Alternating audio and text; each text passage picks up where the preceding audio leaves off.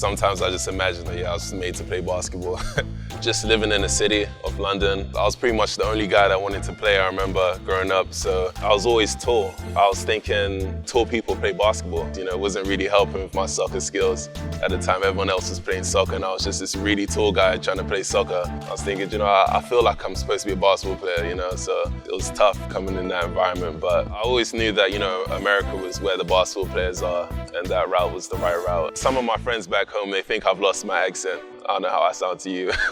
I think I have my American accent down. I mean, I could do an American accent right now. I'm doing it right now. Pretty how far it goes. I'm on the court playing basketball most of my time. In any situation, I feel like I'm representing, England out here. So, I just try and do my best to live up to the good expectations they're gonna have of me. I think it's important, for basketball just because I love to be part of a generation that helps bring, basketball up in England. Still growing sport over there, but, I love to help kids get over here and do the same thing I'm doing. Jesse has a pretty good sense of self and he has a good sense of where he's from. I do think that he really does try to embrace and embody great characteristics on the floor.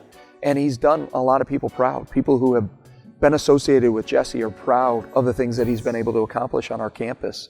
I'm proud of him as a basketball player. I always visualized going to school in America. When I got here, it was just as real as it was in England. It wasn't so glamorized. I really thought, I had a vision in my head like it was gonna be like a movie from Hollywood, but not that I was disappointed because I love it here. It kind of amazes me that Jesse's story has had some of these ups and downs, but his resiliency has remained consistent. He understands that he has an influence on this team and he wants to fulfill that influence by maybe making plays that kind of spark energy and spark enthusiasm for the product that's out there on the floor. Jesse came over to the United States to play basketball, to give himself an opportunity to play in college. Through illness, that dream was sidetracked for a little while. The doctors, in fact, at the time were saying we're not sure if you'll be able to play. I really wasn't hearing that at the time because I made it that far. I was in America, I was so excited. It took place as an infection that spread.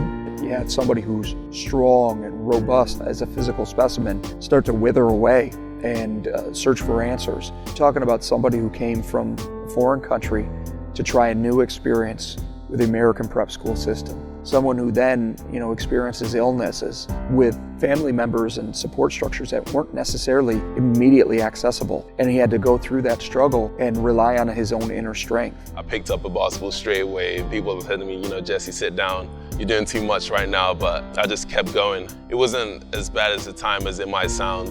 I learned a lot of other stuff about, the game, just about life. I did everything I could to get back into playing, and I still earned myself a Division I scholarship. The fact that he could step away from basketball for as long as he did and then reignite himself as a basketball player and have to deal with ups and downs, but yet still remain focused and determined on what his ultimate goal is really a true testament for him. I didn't really know if I was going to be able to make all the way over here to play, but I always dreamed of it. So having that gratitude is a good feeling to be able to say that I made it to where I wanted to and just continue to follow my dreams.